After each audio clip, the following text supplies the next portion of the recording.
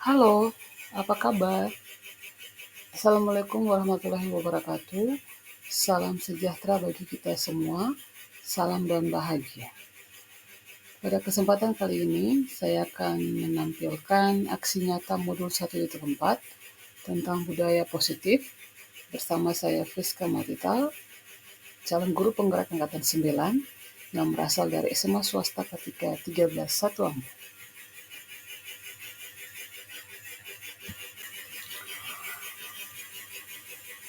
Pada bagian ini ada rancangan tindakan yang saya lakukan untuk melakukan aksi nyata. Mari kita saksikan bersama-sama. Yang pertama adalah latar belakang. Murid hampir tidak suka dengan apa yang disebut dengan peraturan, karena jika melakukan pelanggaran, maka akan mendapatkan hukuman dan cenderung akan mempermalukan diri mereka sendiri. Selanjutnya adalah dukungan yang dibutuhkan.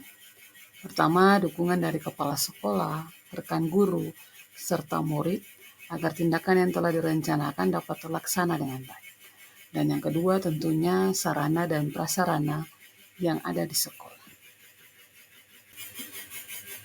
Berikutnya mari kita saksikan bersama-sama kegiatan diseminasi yang saya lakukan di sekolah mengenai pemahaman dan pengalaman positif. Assalamualaikum warahmatullahi sudah kamera. Assalamualaikum warahmatullahi wabarakatuh. Shalom. Om Swastiastu, Namo Buddhaya, salam kebajikan, rahayu bagi kita semua. Baik, Ibu Bapak yang saya hormati, pada kesempatan ini saya akan memberikan pembahasan atau sosialisasi tentang budaya positif. Ya, ada pertanyaan pemantik yang akan saya berikan kepada Ibu Bapak. Bapak Ibu hanya bisa menjawab setuju atau tidak setuju. Yang pertama, hukuman dapat mendisiplinkan anak. Setuju? Setuju. Setuju. Baik. Setuju. Yang kedua, pemberian hukuman dengan hal positif seperti membaca atau membersihkan ruangan sekolah dapat meningkatkan disiplin anak. Setuju atau tidak setuju? Setuju. Yang ketiga, memberi penghargaan dapat meningkatkan motivasi belajar anak. Setuju. Berarti dari ketiga pertanyaan pemantik ini kamu semua setuju. Baik, lanjut, Ibu Bapak. Jadi topiknya ada 3, disiplin positif, nilai kebajikan, teori motivasi, hukum dan penghargaan, restitusi, kemudian keyakinan kelas. Yang keempat, kebutuhan dasar manusia dan dunia berkualitas. Yang kelima, restitusi, posisi kontrol, dan yang keenam, segitiga restitusi.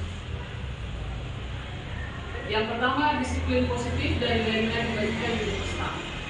Ibu Bapak ada sebuah paradigma tentang kepalan tangan. Jadi ada A dan B. Teman A dan B ini menobek atau menulis tulisan di sebuah kertas, lalu dia menggenggam kertas yang tadi dirobek dengan tulisan yang menurut dia berharga. Dia taruh di kepala tangan yang kiri. Nah, teman yang B ini mencoba untuk sekuat tenaga agar dia bisa membuka kepala tangan itu. Apa yang terjadi, Ibu Bapak? Atau mungkin ada yang bisa berargumen dengan paradigma yang ada tentang kepala tangan? Kita lanjut. Yang terjadi yaitu yang pertama, ilusi kontrol dari seorang guru itu mengontrol murid, kemudian bahwa kritik dan membuat orang merasa bersalah dapat memuatkan karakter. Jadi artinya dari yang apa yang digenggam oleh teman yang A itu, teman yang B bisa mengontrol bahwa dalam genggaman ini ada sebuah kertas yang ditulis berharga. Yang kedua, dari hal-hal yang membuat teman A ini dalam bentuk rayuan oleh teman B atau kritik, sehingga apa yang harus dibuka oleh teman A itu dalam genggamannya. Nah, itu juga bisa memuatkan karakter dari teman yang tadi genggaman kertas berharga itu. Yang ketiga, itu penguatan positif efektif yang bermanfaat. Artinya dari apa yang dia genggam itu menjadi penguatan bagi dia secara pribadi. Yang kelima, Yang keempat, bahwa orang dewasa memiliki hak untuk memaksa. Memang benar, potong paksa tapi tidak harus sampai intervensi sampai ke dalam. Itu beberapa paradigma perubahan tentang yang tadi kepala genggam. Jadi ada perubahan paradigma, stimulus respon, teori kontrol, teori pilihan. Siapa semuanya yang memiliki kontrol? Jadi Bapak ada stimulus respon, teori kontrol pilihan. Jadi yang pertama kita mencoba mengubah orang agar berpandangan sama dengan kita. Teori kontrolnya kita berusaha memahami pandangan orang lain tentang dunia. Jadi ini dia punya stimulus dan teori kontrol dan beberapa pernyataan yang ada. Bapak bisa baca. Kita lewat saja. Ini disiplin kontrol Bapak. Dari disiplin kontrol, dari teori kontrol menurut William Glasser itu ada beberapa bagian. Anda tidak bisa mengontrol orang lain, hanya Anda yang bisa mengontrol diri Anda. Yang kedua, semua perilaku memiliki tujuan, itu benar. Dan yang ketiga, model berpikir menang-menang. Artinya dia sendiri ya, dia berpikir itu benar, berpikirnya benar.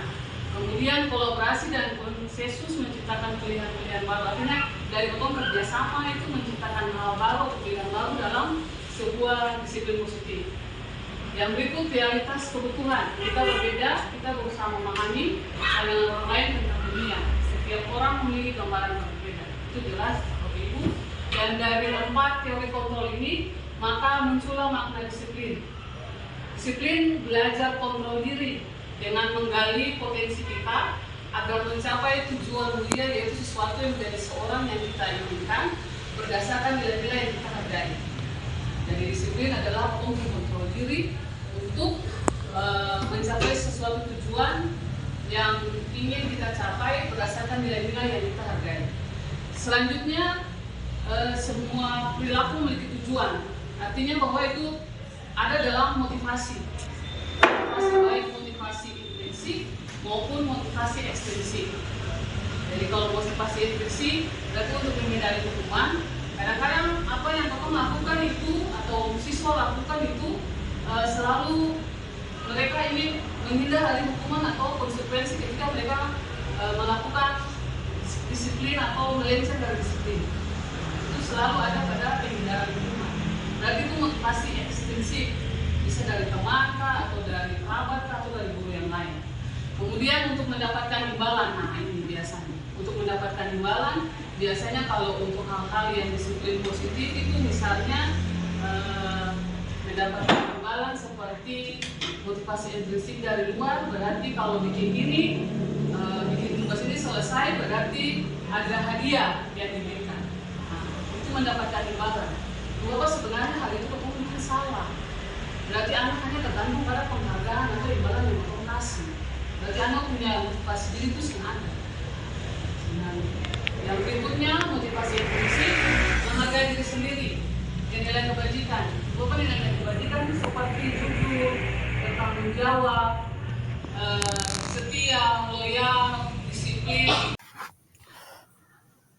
Baik Ibu dan Bapak Guru hebat, selanjutnya setelah saya melakukan pengimbasan terhadap konsep pemahaman budaya positif di sekolah, selanjutnya saya dengan beberapa guru dan siswa, kami melaksanakan aksi nyata berdasarkan nilai-nilai kebajikan universal, yaitu kepedulian. Nah, aksi nyata yang kami lakukan adalah aksi peduli SMA Kartika, kelas 11 IPS atau yang disingkat dengan APES. Mari kita saksikan bersama-sama. Yang menjadi latar belakang terhadap aksi nyata peduli yang kami lakukan adalah bahwa sikap peduli merupakan tindakan yang selalu ingin memberi bantuan kepada orang lain yang membutuhkan, baik secara nyata maupun tidak. Dengan memiliki rasa kepedulian sejak dini, siswa diajak dapat tolong-menolong kepada sesama teman meskipun dalam segala perbedaan yang mereka miliki. Dan tentunya mereka akan disenangi oleh teman yang lain dengan sifat dan karakter yang mereka miliki.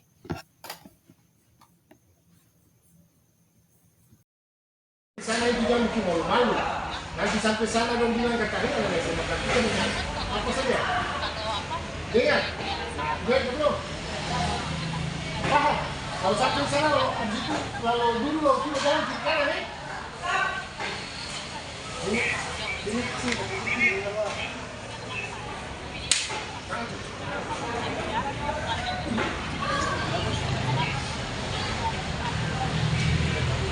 Dua orang pergi cari motor yang di Madika, oh, untuk susu, balik dia kerja di sini di Walikan yang di Sabang.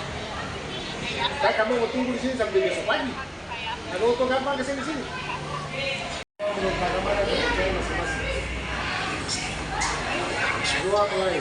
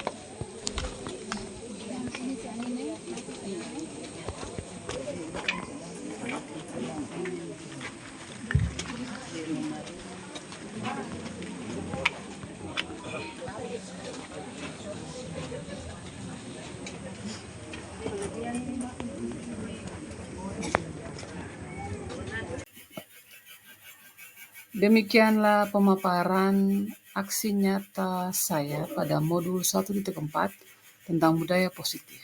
Terima kasih telah menyaksikan video ini. Semoga bermanfaat bagi kita semua. Akhir kata, wassalamualaikum warahmatullahi wabarakatuh. Salam sejahtera bagi kita semua. Salam dan bahagia.